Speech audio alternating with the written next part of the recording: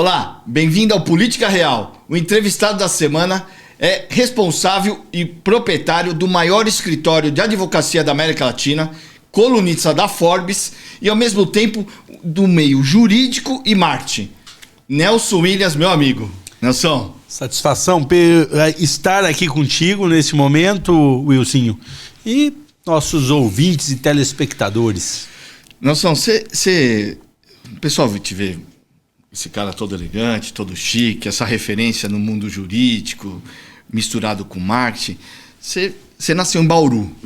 Não, eu nasci em Cianorte, Paraná. Cianorte, Paraná. Eu nasci em Cianorte, onde eu morei durante 3 anos. Com 3 anos, minha família se mudou para Umuarama. Umuarama eu fiquei até começar o primeiro ano do primário, né? Fiz o primeiro ano do primário, colégio municipal. E depois, com 6 anos, antes de completar 7, eu me mudei para uma cidade chamada Jaguapitã, norte do Paraná. Uma cidade de 10 mil habitantes, fica ali entre Londrina e Maringá, né? Eu costumo dar como referência Astorga. As pessoas param assim, porque Astorga é a cidade onde nasceram Chitãozinho e Chororó. E Jaguapitã fica a 20 quilômetros de Astorga. E é uma cidade de 10 mil, na época 10 mil habitantes, hoje tem mais. E foi ali que eu fiquei dos 6 anos, né, antes de completar 7, até os 18 anos, quando eu saí fazer faculdade em Bauru. Aí eu fiz a faculdade em Bauru. Seus pais são vivos, né? Meus pais são vivos. Eles moram... eu lembro que eles moram em São Paulo, moram no interior, porque vira e mexe eu vejo que você vai lá visitá-los. Antes eles moravam em Jaguapitã, só que hoje, né, já a idade avançada, e eles estão morando em Londrina, com minha irmã. Meu pai está em home care, já está com a idade bem debilitada e de idade avançada. Minha mãe mora junto também com minha irmã. Eu vejo no Instagram que de vez em quando você vai lá almoçar e reúne toda a família, né? Faço bate e volta, vou lá vê-los. E em Bauru, você trabalhou na Santa Casa e ao mesmo tempo estudou. Isso de alguma forma moldou o Nelson Williams de hoje? Vamos lá, aqui é importante fazer uma colocação. Quando eu presto vestibular, passo e começo a fazer faculdade em Bauru, eu não conseguia arrumar emprego em Bauru. Minha família é muito humilde, meu pai e minha mãe semi-analfabetos, meu pai um pequeno agricultor, agricultura de subsistência, minha mãe do lar. Quando eu passo presto a faculdade, o vestibular e começo a fazer a faculdade, eu não consigo arrumar emprego em Bauru. Eu arrumo emprego em Jaú, por causa de um primo que eu tenho que mora em Jaú. E acabou me arrumando um emprego na Santa Casa de Misericórdia do Jaú. Então eu fazia toda noite o itinerário Bauru-Jaú, Jaú-Bauru, né, para fazer a faculdade. E isso perdurou por 1 ano e pouco. E neste período também, o diretor de RH da Santa Casa, ele tinha um posto de combustível de administração familiar. Ele me ofereceu a oportunidade de fazer um bico, né, um freelance nos finais de semana no posto. Então, durante a semana eu trabalhava durante o dia na Santa Casa, à noite fazia o itinerário Jaú, Bauru, Bauru, Jaú, de ônibus de estudantes, são 50 quilômetros que separam uma cidade de outra, e aos finais de semana eu trabalhava no posto de combustível fazendo tudo, abastecendo, cuidando de caixa, fechando o caixa, lavando o carro, fazia de tudo, literalmente tudo que me cabia fazer ali no posto de administração familiar. E alguma coisa desse momento, você tinha quantos anos? Eu tinha 19, 20, 19 anos. Né? Você traz para sua vida hoje? É assim, Wilson, é importante, nós somos feitos pelo nosso acúmulo de experiências que nós vamos tendo ao longo da nossa vida. O homem é fruto de sua história, fruto de seu meio. Então, eu começo, como eu disse, eu nasci numa família de origem muito humilde e até um certo ponto ignorantes. Eu fui conhecer o mar pela primeira vez quando eu tinha 18 anos. A primeira vez que eu voei, entrei numa aeronave para voar, eu tinha 24 anos. E então eu fui descobrindo a vida. E fui descobrindo, de certa maneira, com muita dificuldade. E isso acaba refletindo o que boa parte da população brasileira passa, né? Então, a minha história é uma história, de certa maneira, muito parecida na sua origem com muitas pessoas. Tem que ser perseverante e resiliente, senão a gente fica pelo caminho? Sim, tem que ser. Eu cito, né, quando me perguntam assim, Nelson, o segredo do sucesso. Eu falei, não é segredo, porque isso é notório, mas eu sempre cito a coragem, né, a primeira das virtudes, a que garante as demais, e resiliência, a capacidade, né, da persistência, a capacidade de resistir e se adaptar às situações. Wilson, é muito difícil, né, a vida a vida da pessoa mais humilde, do pobre, ela é uma vida muito difícil. As perspectivas são poucas. O Brasil, embora seja um país de muitas oportunidades, mas é complicado. Até a questão, eu mudei meu conceito, né? Antigamente eu tinha um conceito de meritocracia. Não é bem assim, você falar que todo mundo tem as mesmas condições. Não tem as mesmas condições, é complicado. Eu, por exemplo, na minha origem, né, trabalhar durante o dia, estudar durante a noite, trabalhar finais de semana, é complexo e muitos acabam não conseguindo. E não é porque é mole, porque não é corajoso, porque não é esforçado. Não é isso, pelo amor de Deus. É complexo isso. Então, hoje nós temos um trabalho social desenvolvido através do nosso instituto. O instituto foi fundado em 2017 pela minha esposa e sócia, a Anne, muito voltada para a questão de educação. A origem do instituto é mais voltada para a questão de educação, porque a educação transforma vidas. Então, eu, por exemplo, tenho uma preocupação muito grande com relação à educação. Por quê? Porque o que mudou minha vida foi a educação, Wilson. Se eu não tivesse buscado o estudo, eu estaria até hoje, talvez, trabalhando em... posto, ou seu outro trabalho, sem grandes horizontes, né? Ou mesmo na roça com meu pai. Meu pai, por exemplo, quando eu vou fazer faculdade em Bauru, ele era contra. Porque ele achava que eu devia ficar na roça trabalhando com ele, ou trabalhando mesmo que fosse em algum emprego, mas lá perto. Então, é muito complexa você falar só em meritocracia. Lógico que tem seu valor, mas ele não é absoluto. E quando você terminou a faculdade, você se mudou para São Paulo. Qual foi o momento da sua mudança para São Paulo? O escritório você abriu primeiro, você abriu aqui em São Paulo? Não, o escritório aí tem um fato importante. Eu fico 1 ano e meio em Jaú, depois acaba aquela vida, acaba me tomando muito tempo, principalmente tendo que pegar um ônibus de estudante. E apareceu um amigo de faculdade que falou que tinha uma vaga numa república. E a república era extremamente precária. Se eu trouxesse para valores de hoje, seria o equivalente ao meu aluguel ser R$200. Então você imagina se era precário ou não. E eu falei, quer saber de uma coisa? Eu vou me mudar para Bauru. E vou arrumar um emprego em Bauru. Aí eu mudo para Bauru. Uma dificuldade para arrumar emprego, rapaz. Uma época ruim, uma crise e tal. Década de 90, início de 90. E na faculdade tinha um médico que fazia sua segunda graduação. Dr. Sebastião Urias Cabreira. Médico, já de mais idade, e casado. Fazia direito, segunda graduação dele, direito. E ele era casado com a juíza do trabalho de Bauru, tinha 3 filhos. De certa maneira, ele foi simpático comigo. Eu era uma pessoa de poucos amigos, e ele, de certa maneira, simpatizou comigo. Tanto é que havia até uma brincadeira que eu era o 4º filho dele, que de vez em quando ele levava eu finais de semana para almoçar na casa dele lá, que para mim era de grande valia. E esse médico acabou me indicando o meu primeiro emprego em Bauru, que foi numa pequena construtora. Trabalhei ali 1 ano, auxiliar de escritório, não é na área jurídica. Eu nunca trabalhei na área jurídica quando eu estava fazendo faculdade. E essa construtora veio a quebrar. Quando ela quebrou, eu fui mandado embora.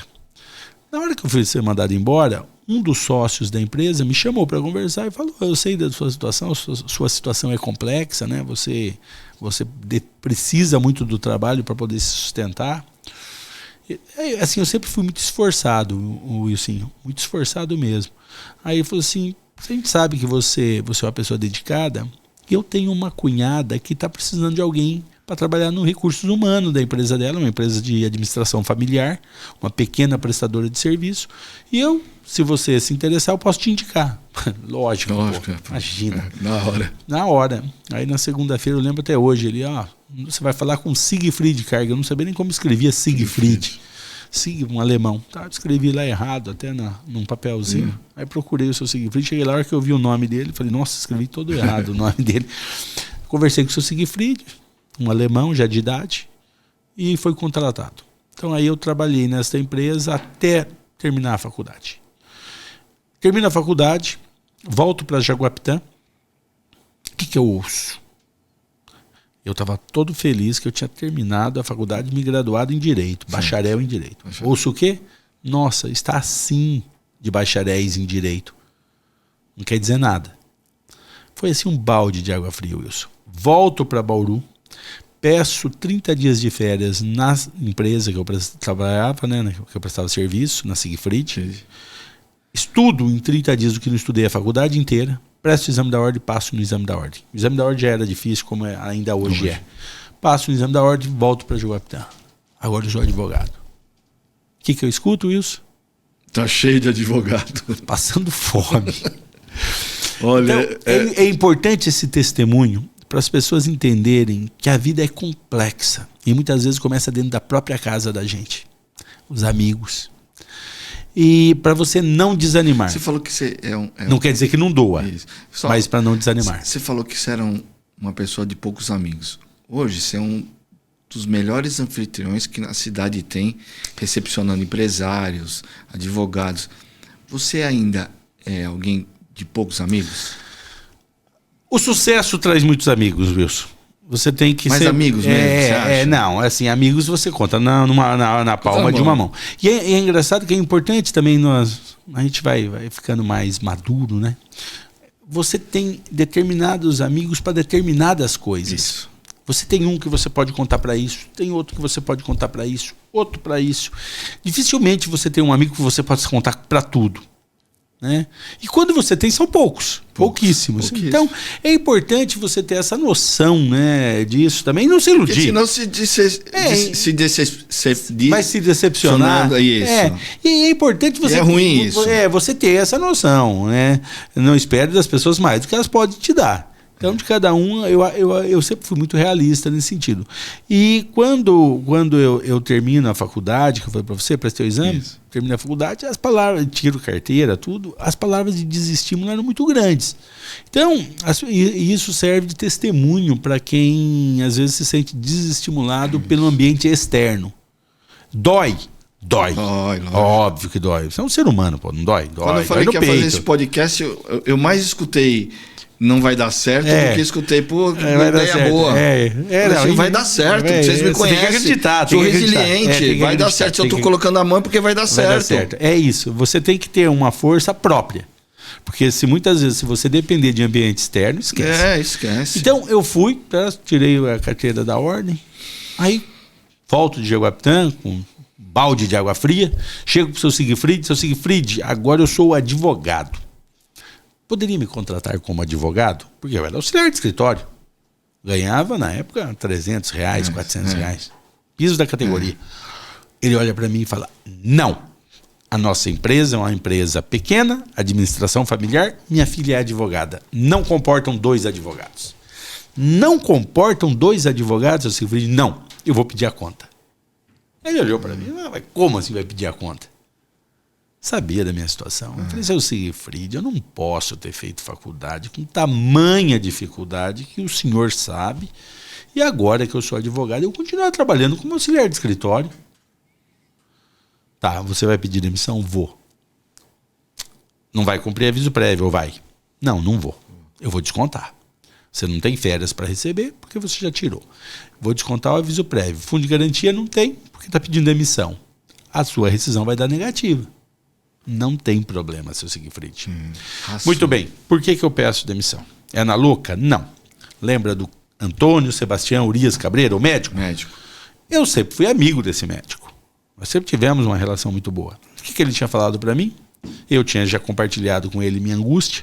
Ele falou para mim, olha, Nelson, eu sou médico da Telesp, eu sou funcionário da Telesp. Das 8 às 16, eu sou médico do trabalho na Telesp, antiga Telesp, que hoje é Telefônica. E das 4 da tarde em diante, eu divido um sobrado que tem 3 quartos, os quartos foram transformados em consultório de atendimento, eu divido com outros 2 médicos. Lá eu tenho uma sala. Se você quiser usar a minha sala das 8 da manhã até as 16, legal, pode usar. Das 16 em diante, eu estou consultando, você dá o pinote de lá, né? Sai de lá. Eu fui para lá. Cheguei lá, os outros 2 médicos meio que estranharam, mas aceitaram, né? A sala era do Cabreira, ele que pagava. Acabei ficando amigo deles, comecei a pegar causas deles, e na época eu congregava na primeira igreja batista de Bauru, ali já tinha amizade com alguns membros. Você considera isso o seu primeiro escritório? Esse é o meu primeiro, não, é o meu primeiro escritório. E é importante, Wilson, detalhar que eu nunca tinha trabalhado com um escritório, com nenhum advogado e nem feito estágio em nenhum escritório de advocacia. Você foi na raça. Na raça, cara, e coragem. Aí, o que eu faço? Eu pego coisa simples, pego primeiro dos irmãos da igreja, pego dos médicos que me indicam, tanto eles como cliente, quanto indicação deles. O seu Siegfried, que não queria me contratar como advogado, passado uns 2, 3 meses me contrata como assessoria mensalista, um contrato de assessoria de partido, me pagava por mês. E ali, sem carro, tá? Andando de ônibus circular, importante esse detalhe, sem carro. Sem experiência.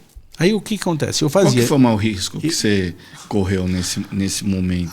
Nesse momento acho que o risco nenhum, né? Porque quando você não tem a perder... pouco financeiro, né? Só o financeiro. Não. Esse não, porque já estava quebrado. Esse já estava quebrado, era só o financeiro. Aí eu sempre falo para os jovens, e assim, arrisquem. Arrisca, né?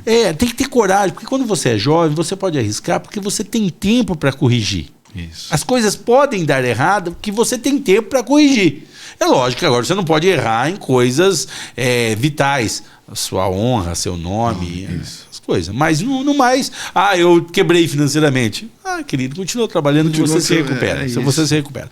Então, eu começo desse jeito a trabalhar ali, faço minhas petições, pego só causa simples, não pego nada muito complexo. Pego o que eu consigo executar. Faço as petições. Na mesma igreja que eu congregava, tinha um procurador do Estado. Eu levava para ele corrigir minhas petições. E ele sempre muito solícito. Faz isso, muda aqui e tal. Isso também é importante. Eu destaco muito isso. O network. Como é vital para a nossa vida. E o network, se você pegar e... Você não faz nada analisar, sozinho, né? Você não faz nada sozinho. Se você analisar... Foi graças a um relacionamento na faculdade de alguém que não tinha muito relacionamento, eu não tinha muitos. Alguém de um relacionamento meu da faculdade que me ajudou, me arrumando emprego, de vez em quando me levando para almoçar na casa dele. Numa época eu não tinha dinheiro para nada, Wilson. Era muito restrito a minha vida financeira. Então, sempre que eu estou falando para jovens estudantes, ou jovens advogados, ou jovens profissionais, eu sempre falo, preze por relacionamentos. Começa no banco da faculdade, porque tem sempre uns que vão se destacar primeiro. E essas pessoas vão ser aqueles amigos que vão estar num bom emprego, vão saber de uma vaga, vão te chamar. Vão puxar você pela mão, né? Pela mão. Então é muito importante isso.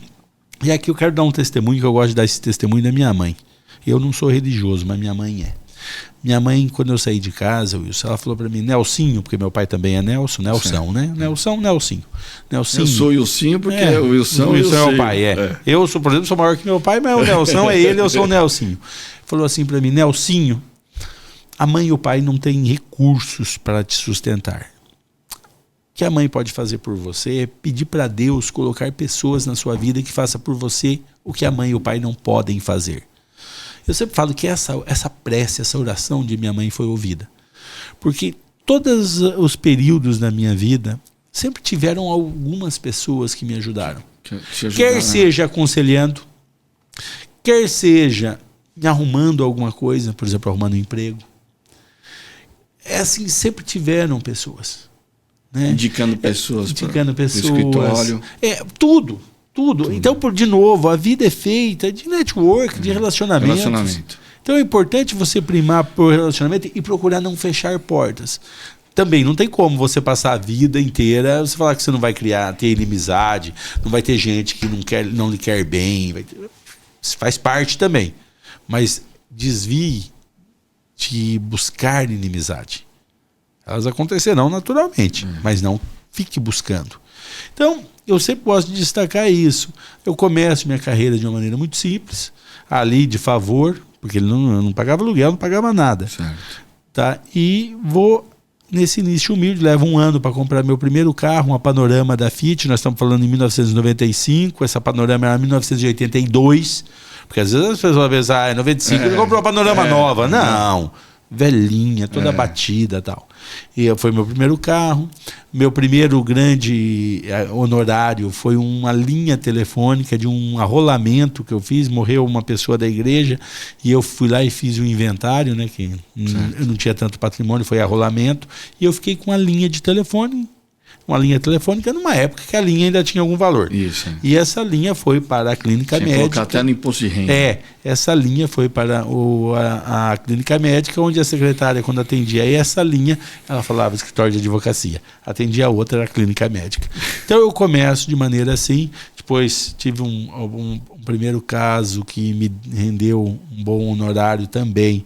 Foi uma investigação de paternidade de um irmão da igreja. Me rendeu um cadete GS, 1990 e 96. O GS, mas já era um já deu uma melhorada. Eu já troquei a Panorama no meu primeiro telefone celular. Então eu vou evoluindo, tá? E aí começo 97 para 98, 97 para ser mais preciso.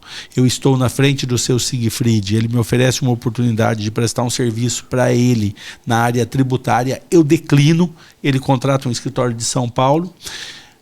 Passado uns 2, 3 meses, estou na frente do Siegfried e aparece a financeiro dele com os cheques para assinar. E ele olha, ele pergunta, o que é isso? Ele fala São Paulo, eu dou uma olhada no cheque de 50 mil reais e ele me pagava 3 mil por mês. Aí a hora que ela sai de perto, eu pergunto para ele, seu Siegfried, esses 50 mil são os honorários do advogado de São Paulo, dos advogados de São Paulo? Ele falou, parte, porque são 300 mil, são 6 de 50. Ele me pagava 3 mil reais por mês, me ofereceu a oportunidade e eu declinei. Declinei por quê? Porque eu não tinha capacidade de executar o serviço. Porém, eu saio da frente do seu Siegfried, paro numa livraria que existe até hoje, chamada Jalovi, em Bauru, comprei tudo que podia de direito constitucional e direito tributário, peguei minha estagiária, nessa época eu já tinha uma estagiária, mandei para São Paulo para tirar cópia das ações, vim para São Paulo me inscrevi no IBET para fazer especialização em direito tributário e começo a focar nisso. Só que eu falei, não tenho conhecimento suficiente. O que eu faço? Procuro um colega de faculdade, chamado Ageu Libonati, doutor Ageu Libonati, hoje mestre em direito tributário, sabia tudo já na época de direito tributário. Conto para ele o acontecido, ele olha para mim e fala, eu não te falei, me chamava de alemão, porque na época da faculdade me chamavam de alemão. Alemão, não te falei que tributário é a área e tal. Eu falei, mas eu sei, mas é complicado, né? Não é só querer, tem que saber. Eu falei, vem trabalhar comigo, Ageu. Ele estava estudando para concurso. Não. Eu convenci ele a trabalhar meio período e montar um núcleo dentro do escritório de direito tributário. Falei, monta a equipe e tal, sob a sua batuta. Tal. Ainda em Bauru? Bauru. Ele monta. O que eu faço? Busco também nessa época, eu já estou com o Adirso de Oliveira Júnior, amigo de faculdade também. Esse trabalhava com o pai de ferreiro, batendo ferro e no final de semana fazendo escultura de solda e tal. Estava numa situação de penúmbria. Aí procuro o Adirso de Oliveira, convido o Adirso para vir trabalhar comigo. Por quê? Porque o Adirso tinha network muito bom. Ele antes, na época da faculdade, ele vendia consórcio. Então já era uma pessoa nascida em Jaú e que conhecia bem o entorno ali, conhecia bastante empresários e tal. Convido o Adirso, uma situação ruim também. E eu já estava numa situação perto desse início muito bem. Tinha 2 carros, já estava morando bem, dentro de uma realidade, né? Isso. Dentro daquela realidade muito melhor do que antes. Aí convido, ele aceita. Em 3 meses, o Adirso, que não tinha nem paletó, compra o primeiro carro, uma Blazer executiva, belíssimo carro e tal. E a gente começou a prosperar com direito tributário. Mas assim, a ponto de antes dos 30 anos eu estar trocando meu primeiro avião no segundo avião. Caramba, já estava assim. E em Bauru. Em Bauru? E porque a década de 90 ela foi muito próspera em direito tributário em razão da Constituição de 88. A Constituição colocou várias regras, né, que o governo tinha que se adaptar para a cobrança de tributos. E o governo levou muito tempo para se adaptar e muito questionamento veio. Você tinha questionamento de CMS, PIS, COFINS, outras contribuições e tal. Então havia muitas decisões favoráveis. A questão daquela 1/3 de férias foi coisa essa, sua, não, né? essa foi minha, mas já foi em 2004. 2004. 2004 nós desenvolvemos essa tese nasceu comigo. Eu estava numa recepção, tem uma revista na recepção dos agentes da Polícia Federal. Eu abro ali a revista e tinha que os agentes tinham conseguido uma decisão referente ao terço de férias, auxílio doença e auxílio acidente, os primeiros 15 dias, para não ter descontado em seu olerite. Isso. Só que o funcionário, o servidor é de 8% a 11% o INSS, e a empresa é 20%. Eu olhei aquilo e falei, os mesmos conceitos que eles usaram para ter essa isenção, né, para no caso não ser a obrigação de pagar, é a mesma das empresas. Levei para o escritório, entreguei para o núcleo de direito tributário. A Nelson Williams funciona com núcleos. Você tem núcleo de direito tributário, societário, civil, trabalhista. Então, são vários núcleos. Levo para o núcleo de direito tributário e falei, não é o mesmo caso das empresas? Deixa eu dar uma analisada. Falei, consegue fazer um mandado de segurança? Eu consigo, em 3 dias te entrego. Em 3 dias me entregaram um mandado de segurança, pronto. Aí eu falei, agora eu preciso de um cliente para isso. Mas eu preciso de um cliente que tenha uma folha de pagamento relevante. Dá impacto, né? Na época, nós fechamos o Grupo Abril. Nós estamos falando da época que o Grupo Abril estava bombando. No ápice. TAM, linhas aéreas, e o Grupo Pão de Açúcar. Esses 3 clientes foram os primeiros nossos, praticamente. Esses 3 clientes praticamente abriram o país. Por quê, Wilson? Porque... Quanto você calcula de valores que eles deixaram de despender de valores? Quanto que é isso? Vamos lá, na época a ação do Grupo Pão de Açúcar deu, se eu não estiver enganado, 280 milhões, a da TAM 72 e a do Grupo Abril 79. Economizaram um puta dinheirão. Tem um parecer de uma associação, que eu acho que é ligada a Procuradoria ou a Receita, que fala em 100 bilhões de reais os valores envolvidos. Eu não tenho esse cálculo. Porque, primeiro, que 100 bilhões não quer dizer que seja do Nelson, né? Seja do geral. Mas nós chegamos a ter 12... Porque se abriu uma porteira, depois outros fizeram. Né? Exato. Nós chegamos a ter 12 mil clientes com essa tese, pessoas 12 mil no país todo. Então, a capacidade de escalonar a nossa era muito grande. Então, voltando, aí você está em Bauru, 2, 3 sócios novos. Que momento que você veio para São Paulo? A Nelson Williams e Oliveira Advogados Associados foi fundada no dia 1º de janeiro de 1999, pessoa jurídica. Até então a gente fazia na física. Em 2000, eu começo a vir em São Paulo. O primeiro cliente nosso de São Paulo, os primeiros clientes de São Paulo nossos foram o seu José de la Volpe, do Grupo de la Volpe. Cliente, quando eu falo assim, grande, relevante. Grupo de la Volpe. Emerson Fittipaldi. Ele tinha um escritório, não sei se ainda tem, ali na Rebouças, atrás do shopping Eldorado. Eu não sei porque tentaram penhorar lá, dívida. Alguma coisa assim, mas eu não sei se ainda está lá. Mas o Emerson, na época o Emerson estava muito bem. Emerson, o senhor José de la Volpe e o Alcides Franciscato. Aqui também é importante fazer uma colocação. Quando eu trabalhei na Siegfried Carg, uma pequena prestadora de serviço, eu observei que o seu Siegfried e a empresa tinham muita dificuldade para crescer. Por que ela tinha dificuldade? Ela prestava serviço público via licitação. Para prestar serviço público via licitação, você tem que ter atestado de capacidade técnica. Isso. Ela nunca tinha atestado de capacidade técnica para serviços maiores. Então era um ciclo vicioso que não saía dele. Eu não tinha testado, não podia prestar serviços maiores, só prestava os mesmos. Quando eu começo a advogar, eu percebo a importância da referência, Wilson. Wilsinho, a referência é vital. E assim, eu percebo muito cedo a importância da referência. E existem clientes que têm valor e tem clientes que têm preço. Eu buscava os dois. O de valor é aquele que traz outros clientes pelo que ele é. Ele é uma referência, seu advogado dele. Ele empresta credibilidade para você. Isso. E existe aqueles que você, para serviço, recebe valor. Que é o que paga a conta. Que é o que paga a conta.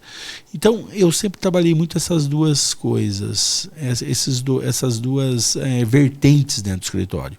Outra coisa, eu sempre trabalhei muito comunicação e marketing. A gente vai falar sobre Eu isso. sempre fui muito apaixonado por comunicação e marketing. Teve uma época da minha vida, uma boa época, que eles falavam assim, o Nelson Williams não é advogado, o Nelson Williams é marqueteiro. Eu ia perguntar o isso. Nelson Já Williams, que você está me atropelando, eu vou perguntar isso. O que se responde para esses caras? Ele não é advogado, ele é marqueteiro. Não tem também, tinha outra. O Nelson Williams não é advogado, ele é vendedor. Eu diria assim, eu sou um advogado marqueteiro, eu sou um advogado vendedor. Eu não fujo disso, não tenho nenhum tipo de tabu com isso. Tanto é que eu defendo a comunicação e marketing. Eu acho que, veja bem, de que me adianta, Wilson, eu ter os melhores profissionais dentro de meu escritório se eu não tiver clientes? E o que faz a ponte entre o prestador de serviço e seus clientes é a comunicação. Você começou com quantos colaboradores aqui em São Paulo? Quando você veio para São Paulo? Quando eu vim em São Paulo, eu comecei sozinho, primeiro sozinho, aí logo já agreguei o Arnaldo, que está comigo até hoje. O Arnaldo é um executivo, ele já tem 70 e poucos anos. O Arnaldo Pereira Sobrinho, eu brinco que ele é meu primeiro homem. Ele é o primeiro homem meu em São Paulo. Porque eu começo com ele, ele era um executivo do mercado, trabalhou na Sica, trabalhou em várias empresas grandes, e quando eu o conheci, eu chamei para trabalhar comigo. E ele trabalhava comigo na área qual? Institucional. Ele me indicava clientes e administrava esses clientes que ele indicava. Então ele veio trabalhar comigo. Aí rapidamente eu começo a prosperar em São Paulo. Primeiro a gente cresceu no interior, eu e o Oliveira. Então quando eu venho para São Paulo, eu já sou grande no interior. Proporcional àquele mundo. Isso, é importante isso. Proporcional àquele mundo. Eu já era grande. São Paulo é outro mundo. É outro mundo, é outra pegada. Só que quando eu chego em São Paulo, isso eu percebo um manancial de oportunidade descomunal. Porque, veja bem, o que eu precisava de 20 contratos no interior, bastava. Em São Paulo. Aí eu começo a observar que em São Paulo, o grande problema da maioria dos grandes escritórios de advocacia e dos advogados no geral é o encastelamento. O advogado normalmente, quando ele se torna bem sucedido, ele se encastela. Ele tem uma certa um glamour. Ele vira um deus, né? Algo mais ou menos assim. Para conversar já tem que pagar. Ele é complexo. Ele é. Eu sei. E eu, pela minha origem, e essa origem sempre me fez uma pessoa muito acessível. E eu sempre fui proativo, não reativo. Eu nunca fiquei no escritório esperando venha a mim. Eu sempre fui buscar. Em que momento você entendeu que a advocacia, você deveria ser um vendedor e um cara de marketing no mundo jurídico também? Desde o início. Não. Por quê? É que é importante.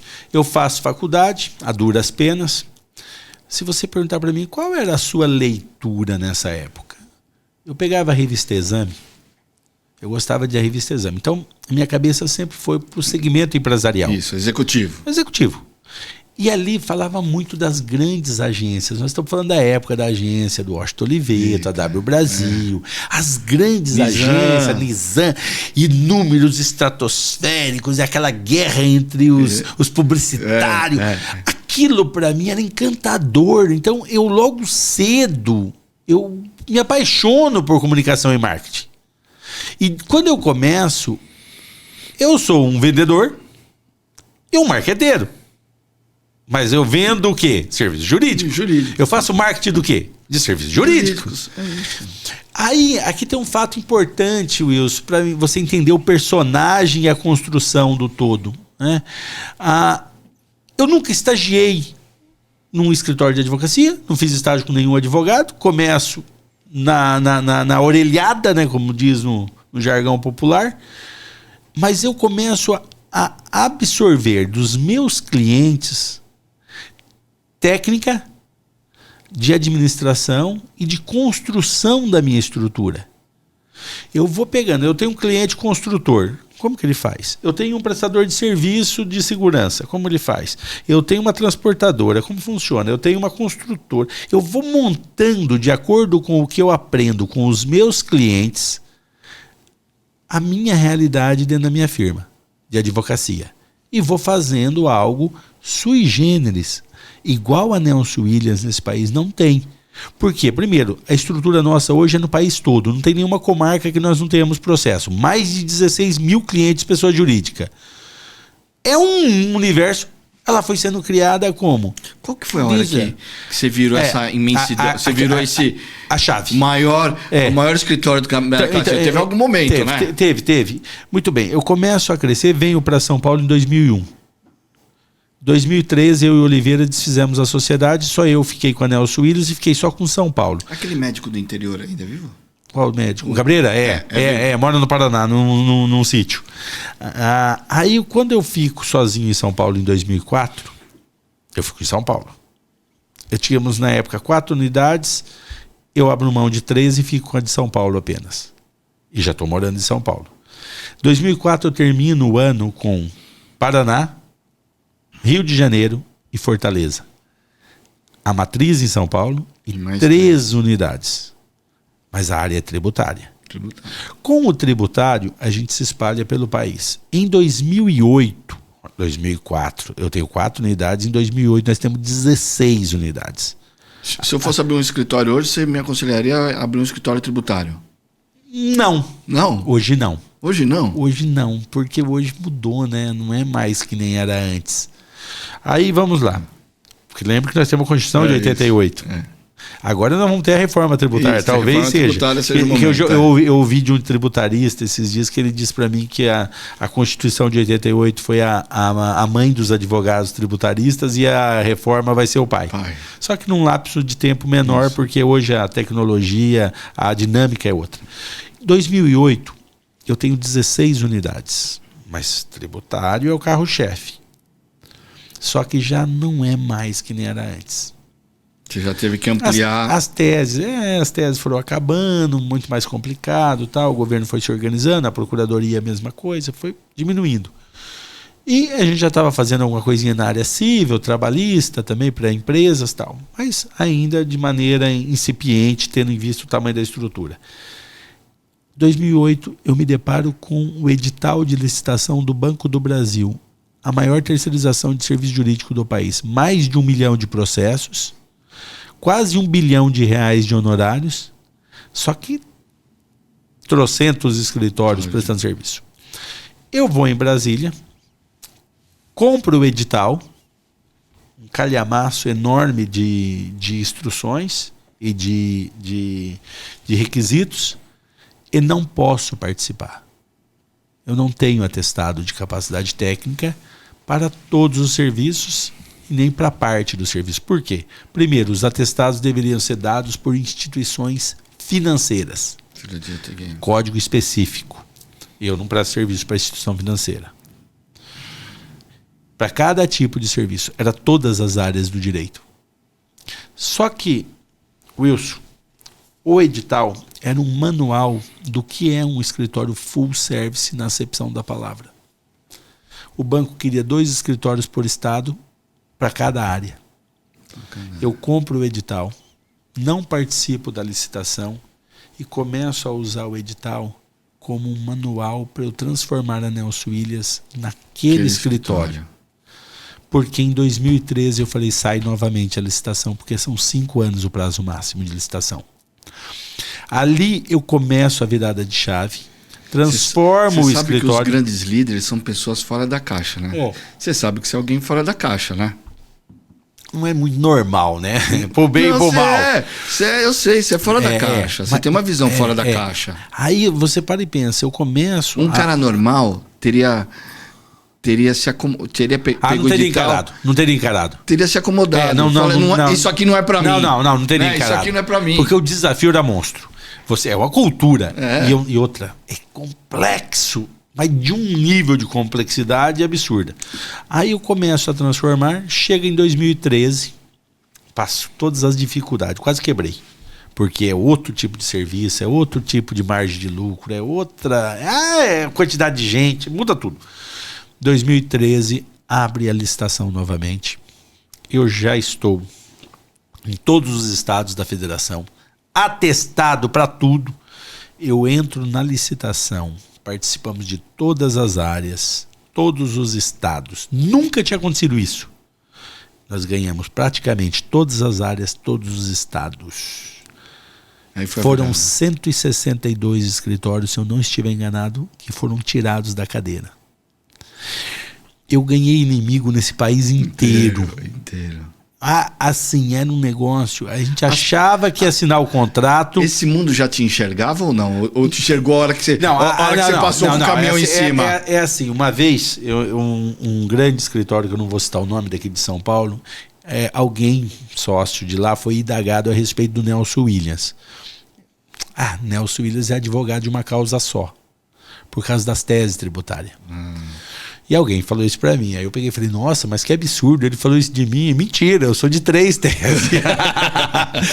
Aí eu brinquei, né? O cara falou pra mim assim, Nelson, e o dia que essas teses tributárias não mais terem esse apelo, o que você vai fazer? Eu brinquei com ele, eu falei, olha, eu vou virar meu canhão pro mercado. Porque eu vou descobrir o que é que tá dando e vou virar meu canhão e vou fazer aquilo. Que foi o que aconteceu. Eu fui pro full service. Então, quando eu ganhei a licitação do Banco do Brasil, eu achei que eu assinasse o contrato em 2013, 14. Foram 2 anos e meio praticamente de guerra. Wilson, a gente achava que ia... imagina. Os caras abrem mão, imagina. Achava que ia assinar o contrato, saiu uma liminar lá no interior do Mato Grosso, TCU, era um negócio de louco. Até que nós assinamos. Quando nós assinamos, a gente já era grande. Também foi bom isso, demorou para assinar, quando assinou, descarregou. Eu tive mais de 1 milhão de processos do Banco do Brasil. Todas as foi se ajustando e crescendo. Foi crescendo, continuei. Aí entra um episódio interessante, que aí você já vai ter participação. Eu lembro que quando o João Dória, eu já prestava serviço para o João Dória, se eu não tiver enganado, desde 2009, nas empresas do Grupo Dória. O João me chama lá na sede da empresa dele, em frente ao Iguatemi. Ele me chama de Nelson, né? Nelson! Seguinte, vou ser pré-candidato à Prefeitura de São Paulo. Precisamos acelerar os serviços aí. Nós estávamos fazendo a parte societária para ele. Para eu poder sair candidato. Falei, João, você vai ser candidato a prefeito? Pré-candidato? Vou. Quem vai cuidar da campanha na área eleitoral? Ele falou, ainda não tenho ninguém. Eu falei, eu quero cuidar. Ele olhou para mim, mas você faz eleitoral? Eu falei, você me dá o contrato, eu te dou a execução. Ok. Você acha que dá? Dá. Por que eu falei? Eu tinha participado, alguns anos antes, da campanha da Ordem, de eleição da Ordem. E havia uma chapa que eu tinha na época apoiado, que era a do Sergei Cobra, com o Pomini na chapa. Tinha apoiado o Ricardo Saeg com a Valesca Zanin na outra chapa. Tinha apoiado as 2 chapas contra a situação que era o Marcos da Costa. Lutamos como nunca, perdemos como sempre. Eu até mandava, quando o Marcos ganhava a eleição, porque nós disputamos algumas com relação a ele, e perdemos todas. Quando a gente disputava, e perdia, eu mandava um vinho para ele, mandava um bilhete. Parabéns, felicito, espero que faça uma ótima gestão, lutamos como nunca, perdemos como sempre. Então, na minha cabeça veio o Pomini para cuidar. Eu falei, vou pegar o Pomini nunca tinha cuidado de uma campanha tão grande, né? Ele é eleitoral, a área dele é eleitoral, ele sempre tinha feito prefeituras mais menores e clientes não tão relevantes quanto a Prefeitura de São Paulo. Aí eu chamei, ele não aceitou na hora, apresentei ele para o João Dória amou, ele criou um núcleo, participamos da campanha, ganhamos, Pomini foi ser secretário de Negócios Jurídicos da Prefeitura, né? Depois tiveram aí os desenrolares. Mas isso também dá um pouco para você a noção do Nelson, de não refugar trabalho, de não declinar de trabalho, exceto se realmente não tenho condição de fazer, porque a responsabilidade é número 1. Então, a Nelson Williams, a melhor definição que eu ouvi da Nelson Williams foi que a Nelson Williams era como um hospital. um Einstein, um sírio-libanês. Eu sou o dono desse hospital. E esse hospital tem vários médicos que atuam em várias áreas, né, da medicina. No caso nosso, é um grande escritório de advocacia com vários profissionais, mais de 1.000 advogados, que atuamos em todas as áreas do direito. Aproveitando isso que você está falando, esses profissionais são associados ou não? São associados? São hoje cerca de 50 sócios e mais de 1.000 associados. Qual que é o perfil que você procura numa pessoa que vai estar do seu lado, Não. sabe? O que vai ser associado? Qual o perfil? Existe alguma coisa? Não, Fala assim, vamos lá. Depende da vaga. Se você falar assim, você tem vários... é muito grande. Wilson, imagine que teve uma época que a gente fazia em média 7.000 audiências por mês, processo em todas as comarcas do país. Bancos dos grandes, praticamente a gente só não atende o Itaú, ou seja, uma estrutura muito grande. Varejistas, quase todas, né? 16 mil clientes ativos, processo em todas as comarcas, todas as capitais, estrutura própria. Então, é uma estrutura muito grande. Aí você tem, para cada tipo desse trabalho, um tipo de profissional. Por exemplo, nós fazemos, eu não gosto dessa área, mas vamos lá, o massificado. O massificado você tem normalmente alguns sócios ou associados que cuidam de áreas de atuação e a grande maioria dos outros associados presta serviço da sua casa, do seu próprio escritório. Certo. Ele presta um serviço específico, direcionado, que né? Necessariamente não usa o dia todo. Necessariamente, ele pode fazer à noite, ele pode fazer de seu próprio escritório, ele pode mandar alguém dele fazer. Então, o vínculo dele com o escritório, ele é um associado, mas é um vínculo pontual. Para uma tarefa pontual. Então, às vezes você fala, mas tem gente que ganha 3 mil reais. Advogado? Tem. Mas ele faz um serviço pontual. Ele pode ganhar 50 mil e esses 3 ou 30 mil reais, esses 3 mil é só 10% da renda dele. Por quê? Porque ele tem outro serviço, ele não tem esse vínculo exclusivo com o escritório. Agora tem uns que tem exclusivo. E tem uns que lidam com causas de bilhões. Nós ganhamos uma causa para a Zona Franca de Manaus de 1,3 bilhões de reais. É outro perfil. Então, mas qual o perfil de alguém? Aí é técnico sênior. Técnico sênior. Hoje, por exemplo, nós tivemos a felicidade, agora há pouco tempo, entrou um sócio, inclusive anunciamos na mídia, um sócio vindo do Pinheiro Neto. Um escritório tradicional, famoso e conceituado. E tem vários profissionais vindo de outros escritórios, como tem profissionais que saem da Nelson Williams e vão para outros grandes escritórios. Então aí é outro perfil de profissional. São sêniors, são técnicos, são pessoas com experiência e também com nível de responsabilidade muito maior. No mundo empresarial, a construção de uma marca e ter uma marca forte é importante. No mundo jurídico também, você acha? Vital. Você tem hoje essa questão de não venda o que não tem para entregar, não prometa o que você sabe de antemão o que não possa cumprir. O que é um advogado, Wilson? Eu gosto sempre de dizer assim, como eu disse para você, eu sou uma pessoa muito objetiva. O que é um advogado? Um advogado é um solucionador de problemas e quando o problema não tem solução, ele é um mitigador de danos ou um diminuidor de danos. Às vezes o cliente me procura, eu não tenho como solucionar seu problema. Então vamos para a segunda etapa. Vamos diminuir o prejuízo? Vamos mitigar o dano? Este é o papel do advogado. O que passa disso são firulas, o que passa disso é blá blá blá blá blá blá blá blá blá. É muito bonito, a gente vê muitos conceitos mas resumindo a bufa, um advogado é um solucionador de problemas ou mitigador de danos. E no nosso escritório, é muito comum ouvir o Nelson Williams dizer: nosso cliente não quer saber se o pato é macho. O nosso cliente quer o ovo. Ovo de pato, não de serpente. Esse é o nosso papel. E para a gente terminar essa fase de marketing, que eu quero falar do seu instituto, né? Porque você falou de educação e você constitui um instituto que a Anne que toca é a presidente, correto? Correto. Você ainda acha que... Você acha que os escritórios dos advogados entenderam essa importância dessa comunicação, desse marketing, dessa venda? Ou ainda existe preconceito? Diminuiu muito. A moçada, principalmente... veja bem, você tem dois tipos de profissionais. Hoje nós temos um candidato a prefeito aqui na cidade de São Paulo que é só redes sociais. É só digital. Não, mas, digital. Mas não é por isso. Nós tivemos um presidente em 2018 que foi digital. Isso. E não tinha nem tempo de TV também. Então, nós temos dois tipos de pessoas ou de profissionais hoje. Você tem o analógico e o digital. O analógico se tornou um dinossauro. É dinossauro.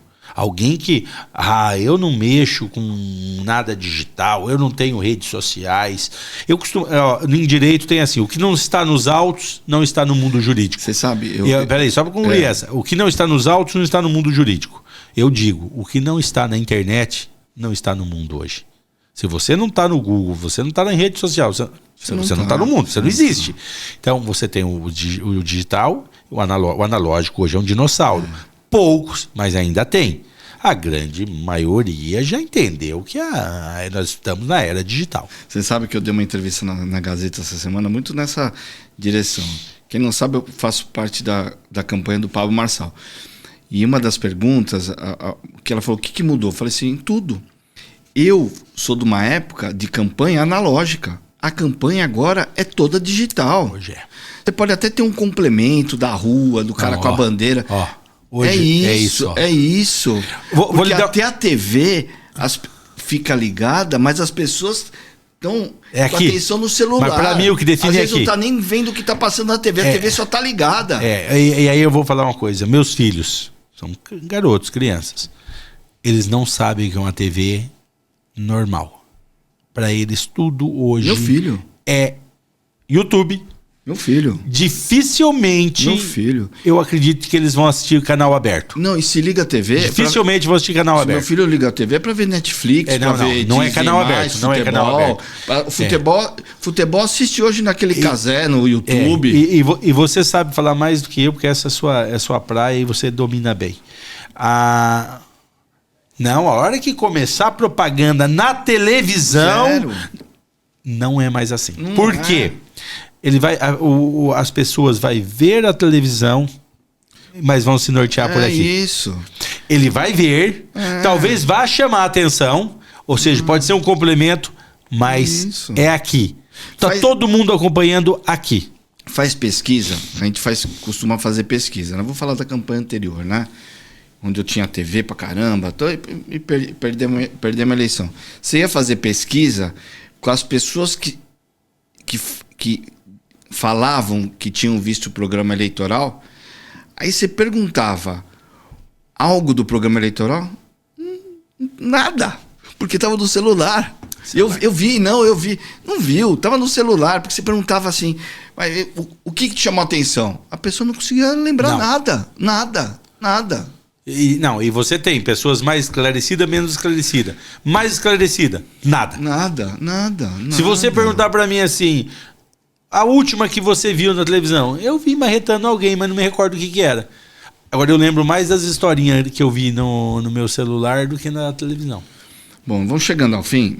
Eu quero falar do Instituto, que aí depois eu quero terminar falando do seu livro.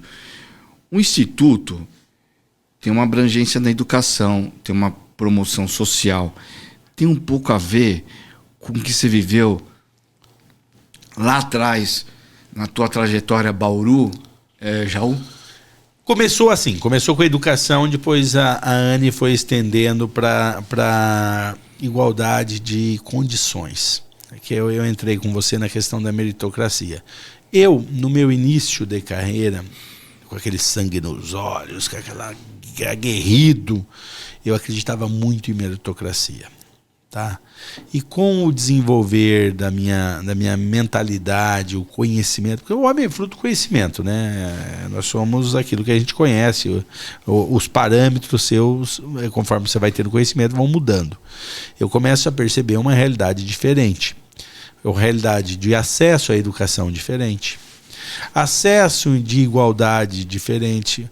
Você dizer que um negro tem as mesmas condições de igualdade com um branco é mentira. Então, eu sou pobre, de marré, meu pai e minha mãe são semi-analfabetos, mas sou branco, sou de olho azul. É outra condição. Agora, meu pai e minha mãe são semi-analfabetos e eu sou negro. É outra condição. Eu sou pobre, meu pai é semi-analfabeto, minha mãe também, mas é do norte do Paraná. É diferente de uma comunidade, de um bairro carente. Esquece. Então, existe essa preocupação e essa abertura de mente de que não são todos que têm as mesmas condições. Aí entra um papel de responsabilidade social. A vida, de certa maneira, graças a Deus, ao meu trabalho, ao meu esforço. Agora, existem coisas que eu escolhi e coisas que eu não escolhi. Eu escolhi nascer branco, loiro e de olho azul? Não, mas nasci. Eu escolhi sair de Jaguapitã e trabalhar e lutar? Escolhi. E existem coisas então que a gente escolhe e que não escolhe. E aí você vai percebendo que você pode ajudar as pessoas a ter mais condições de escolha, a dar mais oportunidades para ela.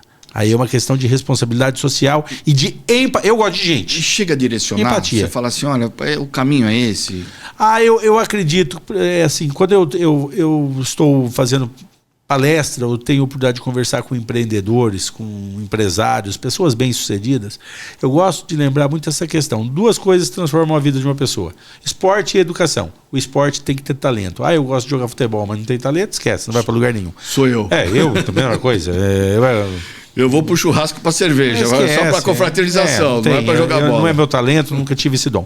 Agora, a educação, ela transforma vidas. Então, se nós que temos condições investirmos em alguma coisa na educação, você consegue transformar vidas através dela. Então é o que a gente procura fazer, é o que eu procuro com a minha influência. Hoje temos as redes sociais, sendo uma referência, né? Até o dia de hoje, graças a Deus, sou uma referência. Então eu procuro usar esta referência para quê? Para levar as pessoas à reflexão e à mudança de vida. E quais os resultados? Tem resultados práticos assim para a gente? Porque fica falando de instituto, né? Mas tem alguma coisa assim que você pode pontuar para as pessoas entenderem qual o resultado prático? Vamos lá. Nós pegamos uma comunidade, por exemplo, de jovens carentes e bancamos o estudo delas. Material para estudo. Já começa a arrumar emprego melhor. Eu tenho um garotinho, por exemplo, na Baixada. É direcionado para jovens ou para crianças? Não, é jovens. Jovens. Nós pegamos ali eu vou falar o 2º grau, né? Você está fazendo ali o 2º grau. Existe alguma coisa no ginásio? Eu vou usar esses termos arcaicos, que é da minha época. Ginásio, né? Que hoje as siglas vão mudando. Ginásio e colegial. Então, nós temos um trabalho voltado para isso. Teve um ano que o balanço foi 63 mil alunos. Então é um número com um contingente grande no país todo, que a gente acaba apoiando outros institutos com recursos, né, dando condições para que trabalhem essas crianças. Eu vou dar um exemplo de um garoto que eu tenho uma grande admiração por ele. Ele é um lutador de jiu-jitsu, ele tem 11 anos, ganha vários campeonatos e ele é da Baixada Santista. A mãe dele, ela vende coxinha. E o pai trabalha como auxiliar acho que de enfermagem, se não me engano, em hospitais e tal. Uma criança carente. A gente hoje transformou a vida desse garoto e ele estuda num colégio bilíngue. Ele tem um patrocínio. Nós temos um time de futebol também que nós patrocinamos, de colégio, de comunidade. Então, a gente vai ajudando como pode no esporte. Mas o esporte, como eu te disse, é necessário ter talento. O maior investimento, na minha percepção, é educação propriamente dita. Levar a tirar as crianças da rua, dar condições para ela de se não só estudar, mas estudar, se alimentar. E de preferência, quanto mais período ele ficar dentro de uma escola, melhor é. Por exemplo, eu sou favorável ao estudo de período integral, mas é muito complexo você fazer isso. Então, quando a gente acha algum projeto que é nesse sentido, a gente gosta de investir nesse tipo de projeto. Então, eu consigo ajudar todos? Não consigo, infelizmente não consigo. Mas aqueles que eu consigo, eu tenho certeza que terão as vidas transformadas. Então, o Instituto tem trabalhado muito nesse sentido, em apoiar muitas organizações que já existem e que precisam de apoio. Então, esse é o nosso papel. E se todo mundo fizer um pouco disso, né? Às vezes não custa nada, né? Às vezes não tenho condição de ajudar 100. Se eu tenho condição de ajudar uma criança, uma pessoa, né? Já mudou uma vida. Já mudou uma vida. É importante você fazer. Lembre As pessoas só ficam reclamando. Vamos lá. Olha. Ajuda, para de reclamar. Vai para ação. As pessoas têm que te... vou falar a palavra, tirar a bunda da cadeira, Wilson, ajudar os outros para vencer todo mundo. Aquele médico de Bauru, ele ajudou uma pessoa. Talvez tenha ajudado outros, mas ele ajudou uma pessoa que eu lembro, que sou eu. Ele transformou a minha vida. É isso. Sem ele, naquele momento eu não tinha mais ninguém. Quando eu mudo para Bauru, na esperança de arrumar um emprego, eu tinha as economias da Santa Casa, eu tinha a economia dos finais de semana no posto de combustível. Em 2 meses e pouco eu comi todas essas economias. Eu estava há 1 semana de retornar para Jaguapitã, desesperado. Eu ia ter que voltar para a roça trabalhar com meu pai. Quando bateu alguém na porta da minha casa, da República. Ainda está precisando de emprego? Começa amanhã. Este emprego foi indicação do Antônio Sebastião Urias Cabreira, na construtora em que ele atendia como médico do trabalho. Então, uma vida transformada. Não custou nada para ele. Custou um telefonema. Mas transformou minha vida. É isso. Entendeu? E aí, para chegando, vamos falar do livro, mas falar de família, porque eu acompanho você nas redes sociais. Vejo que você adora as crianças. Tem um dia das crianças irem no escritório. Você compartilha muitos finais de semana com eles, né? Por mais que você seja alguém com muita atividade, muito requisitado, eu vejo que você compartilha muitos finais de semana com ele. Eles ajudam você nas suas decisões profissionais? Nas profissionais, eu diria assim... De vida, né? Vamos lá. A família, ela é nosso porto seguro. A menininha tá com quantos anos? A menininha tá com 1 ano e meio. É assim, lá são 6, 5, que vai 6 já, o Benjamin.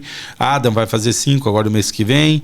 Titi vai fazer 4. E Lelê, a Heleninha, vai fazer 2 anos no começo, né? Do ano que vem. Então, a família, ele é um porto seguro. A nossa casa, o seio familiar é nosso porto seguro. E isso fortalece você para o dia a dia, né? Isso te dá motivação. A família, ela é... A Anne participa de muitas atividades juntos, né? Tudo. Por exemplo, a gente vai viajar, trabalho. Se tiver uma brecha, a gente coloca todo mundo junto. Então a gente procura sempre estar próximo, né? Eu levo as crianças quando eu estou em São Paulo, todo dia na escola. Anne busca, ou Anne leva quando eu não posso. Então nós procuramos ser pais presentes. Então a família é um porto seguro e ajuda, lógico que ajuda a gente a aguentar o tranco aí no dia a dia, na vida complexa que temos. Segundo a Forbes, você é um empreendedor do direito. Isso fala um pouco nesse teu livro que você lançou, Loucura Não, Coragem? A questão da Forbes... Loucura não, coragem. A questão da Forbes aí foi legal, porque eu, no começo do ano, eu almocei com o Antônio Camarote, que é o publisher da Forbes, e contei que o escritório estava fazendo 25 anos. Aí ele, vamos fazer uma matéria na Forbes, né, sobre o escritório. Legal, né? Matéria, ótimo, tal. Forbes, uma revista de nome internacional. Aí... foi lá, fizemos as entrevistas, fotos, tal, até que, qual foi a minha surpresa? Ele me liga um dia, olha, nós decidimos aqui pelo seu perfil, pela sua história, você vai ser a capa da Forbes. Foi a primeira vez que um advogado foi capa da Forbes em razão da advocacia. Às vezes você tem alguém lá que é advogado, mas exerce outra atividade, em razão da advocacia. Então, muito me deixou orgulhoso isso em relação à Forbes. Com relação ao livro, aqui, vamos falar do livro? Vamos falar do livro. Loucura não, coragem. Vamos começar pelo nome. Por que loucura não, coragem? Quando eu começo minha carreira, eu sou hiperativo. Tem até umas siglas aí que costumam atribuir ao diagnóstico. Eu também tenho. Eu também sou assim. Aí eu era, na época da faculdade, eu era conhecido como o alemão, nem nome tinha. Nelson Williams foi se tornando depois. Quando eu começo o meu projeto de crescimento, nunca tendo trabalhado com nenhum advogado, nenhum escritório, as pessoas olhavam para mim e falavam assim, esse alemão é muito louco. Teu pai tem descendência alemã? Não, meu pai é português, é Rodrigues, português. Minha mãe é italiana. De alemão não tem nada, é italiano e português. Aí as pessoas falavam assim, mas esse alemão é muito louco. Esse Nelson Williams é muito louco. E as coisas começam a dar certo. Aí, de repente, as pessoas... Nossa, mas como o alemão é corajoso? Como o Nelson Williams é corajoso? Então, o que difere coragem de loucura é o resultado. Nada, né? Não, é o resultado. Se dá certo, não, é corajoso. Se dá errado, puta de um louco. Era louco mesmo e tal. Então, essa é a razão do nome. E nesse livro, Comunicação e Marketing para Advogados, e para todos. Tem muito insight para os jovens aí? Tem, porque é o seguinte, existem coisas, Wilson, princípios que são básicos. Eu escrevi metade do livro, a outra metade, meu amigo Irã Baroli. Irã Baroli, diretor da Folha de São Paulo e professor da Fundação Getúlio Vargas, de comunicação e marketing. A metade do livro que eu escrevo, eu narro as coisas que eu fiz intuitivamente, por intuição, em comunicação e marketing, e que deram certo. E narro algumas que não deram certo. Que eu acho que é importante você, né, não parecer professor de Deus. Eu tenho a impressão que tudo deu certo. O que não deu certo? Fala uma. Às vezes eu exagerei, passei do tom. Tive que voltar, né? E aí eu adoto a máxima de Juscelino Kubitschek, né? Volto atrás quantas vezes for necessário, não tem compromisso com o erro. A outra metade do livro é o Irã falando o que o Nelson fez intuitivamente de maneira técnica.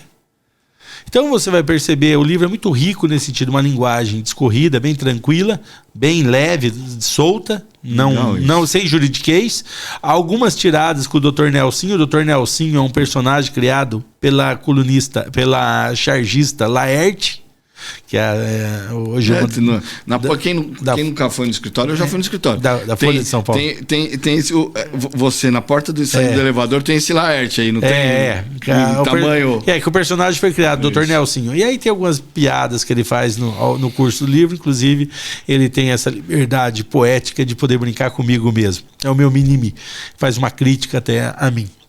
Então a ideia do livro é o quê? É trazer para os jovens profissionais, não apenas do direito, mas a importância da comunicação e marketing para o sucesso. Para mim, na minha percepção, ela é vital para o sucesso. Falando em sucesso, hoje, eu não estava com essa pergunta, mas eu ia encerrar com a história do livro, mas eu vou fazer essa pergunta. Eu sinto que o ensino, seja educação infantil e tal, mas vamos falar do universitário, tem muita teoria e pouca prática. Se você fosse um dono de universidade e pudesse alterar algo no ensino de direito, o que você mudaria? Eu gosto muito... Porque quando vem para o mundo real é totalmente diferente. Não é totalmente diferente, mas é diferente muitas vezes do que você lê nos livros. Vamos lá. Eu gosto de filosofia, né? Tem uma máxima citada pelo Nicolau Maquiavel, no livro O Príncipe, que ele diz assim: há tanta diferença entre como se vive e como se gostaria de viver, que quem se atém a como gostaria e não como se vive, aprender-se-á antes de mais nada o caminho de sua destruição ante a sua preservação. Isso não é bom se os homens fossem bons, mas como nem todos são bons, é isso que é. Então existe uma diferença muito grande entre como se vive e como se gostaria. Hoje, os bancos escolares, as faculdades, a minha percepção é que elas ensinam muito como gostariam que fosse e não como é. Então o jovem, muitas vezes, ele sai despreparado, ele sai desesperançado, ele sai com medo do mundo. Porque o mundo ele é complexo. Mas não é algo invencível, que você não vai conseguir. Você vai conseguir. Agora, você tem que ser dado para você instrumentos. Eu, por exemplo, quando eu saí, Wilson, eu não sabia nada do que era. É que minha vida era tão ruim antes, que só poderia melhorar. Às vezes as pessoas falam: alguma vez você teve vontade de desistir? Eu falei: mas como assim desistir? Essa opção não existia. Porque era tudo tão ruim que não existia a possibilidade de desistir. Desistir como? Morrer? Tem gente que fala que o fundo do poço é só pra cima, né? Não, no meu caso, realmente, eu não tinha essa ideia de desistir. Era pra frente só, porque pra trás não teria como ir. Então eu ia pra frente. Então é possível. Eu acredito que dá para a gente preparar essa moçada com o que é o mundo e eles saírem mais esperançosos de que vão conseguir o sucesso. E o que é sucesso? É alcançar aquilo que você se propõe. Cada um tem uma medida de sucesso. Então, eu acho que deve ser perseguido isso e faço votos aí que todos tenham uma boa percepção. E para encerrar, enquanto você faz minha dedicatória ao vivo aí, onde você enxerga o escritório Nelson Williams nos próximos anos? Onde você gostaria de encontrar o escritório Nelson Williams nos próximos anos? Muitas vezes, Wilson, e aqui para todos, mais difícil do que chegar ao topo é se manter lá. Eu acho que se manter no topo é um desafio permanente, constante, que nós não podemos em nenhum momento relaxar e buscar sempre alto nível de excelência, que também é extremamente complexo. Nelson, vamos lá. Muito obrigado pela entrevista, viu? Adorei. É sempre bom conhecer, porque muitas vezes a gente tem relações, mas não conhece pouco sobre a história do parceiro ou do amigo, né? E você, a sua história de vida inspira a muitos.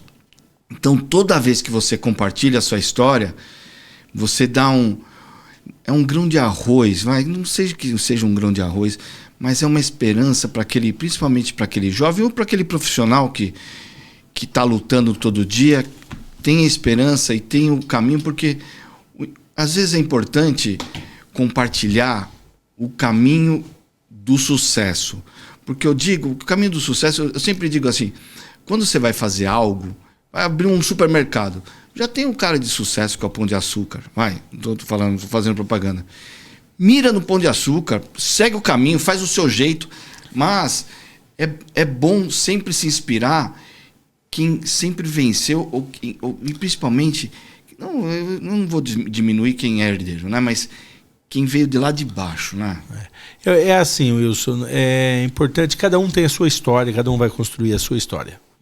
Nelson Williams pode servir de inspiração. Tudo que eu falo, ela é dentro da minha realidade.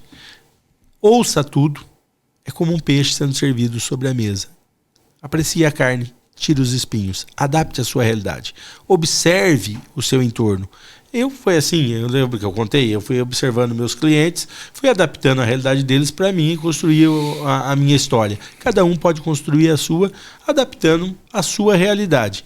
Coragem, resiliência e planejamento. Não negligencie essas 3 coisas, com certeza serás bem sucedido.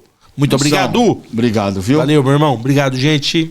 Forte abraço. E muito obrigado para você que nos acompanhou nesse novo episódio do Política Real. Entrevistamos esse empreendedor do direito, proprietário do maior escritório de advocacia da América Latina, Nelson Williams. E não se esqueça, clique nas nossas redes sociais e no YouTube. Valeu!